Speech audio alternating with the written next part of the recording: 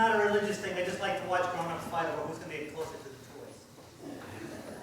Which, by the way, just I'll make the announcement now. I know many people do bring toys for Friends of Karen. If you have brought one this evening, during communion time, please feel free to leave it at the creche, and they will be delivered, and thank you for your generosity. You've heard all the sermons either on talk radio or from the televangelists. Christmas has been too commercialized and secularized, and in some places you're not even allowed to say the word anymore. Everyone likes to say happy holidays. Well, I'm one who enjoys a holiday myself. And the early Christians, when they finally got around to figuring out when they were going to celebrate the birth of Christ, and those of you who ever studied church history, you know this is an afterthought. Everything focused on Easter. Christmas was not even on the horizon as a celebration for hundreds of years. And they finally picked a pagan feast, and they figured, well, if everyone else is celebrating that day, why don't we?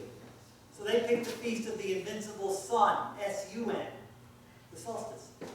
And they said, no, we're going to celebrate the birth of the true Son, S-O-N, of God.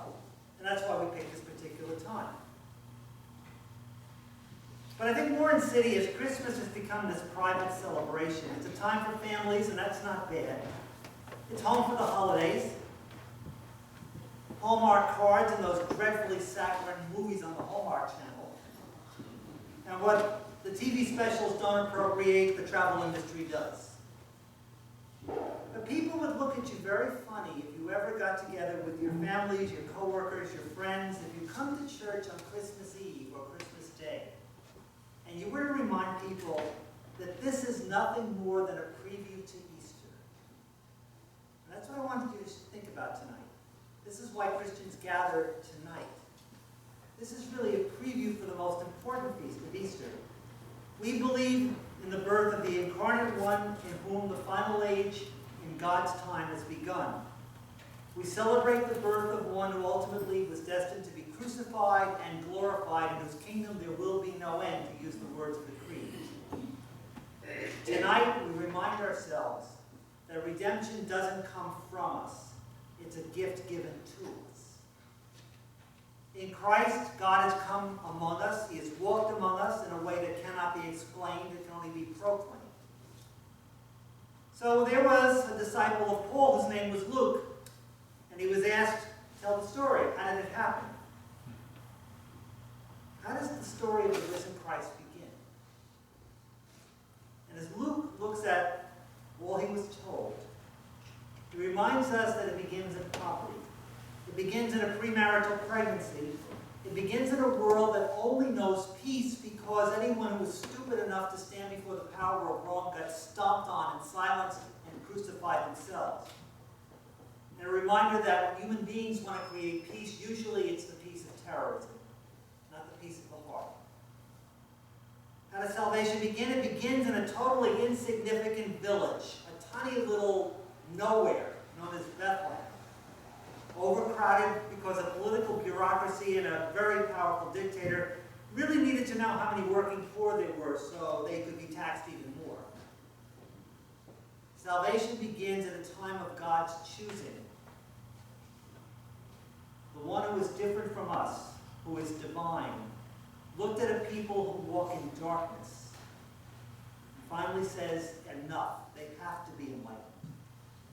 Human governments are going to plunder, and they're going to enslave, and they're going to lie, and human greed and the stain of everything that human beings create had created that yoke of burden across the shoulders of humanity. And it's like God said, it's time to sing a new song. It's time to once again renew creation.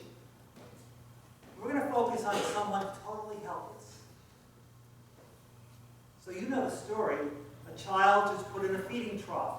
A feeding trough made of wood, and Luke doesn't make us forget that. A trough of wood.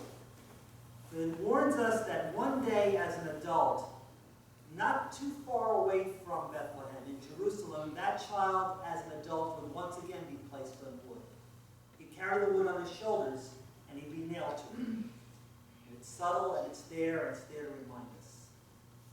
And the heavenly messengers who appeared to the lost, the no ones, the shepherds who have no standing in their society, and tells them that the grace of God has appeared, bringing salvation especially to you. who are poor and without power.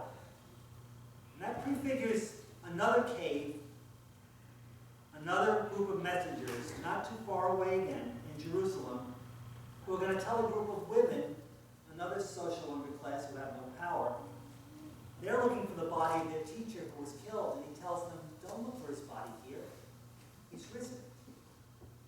And there's a symmetry to the story. As my old professor used to say, God has a sense of humor whether we want to admit it or not. So tonight we celebrate mystery. You watch the news and you cannot lie to yourself. The world still clings to an old order. And war and oppression and racism and hatred and all the powers of darkness still think they're in charge, and indeed they're out there. And they wear away at us.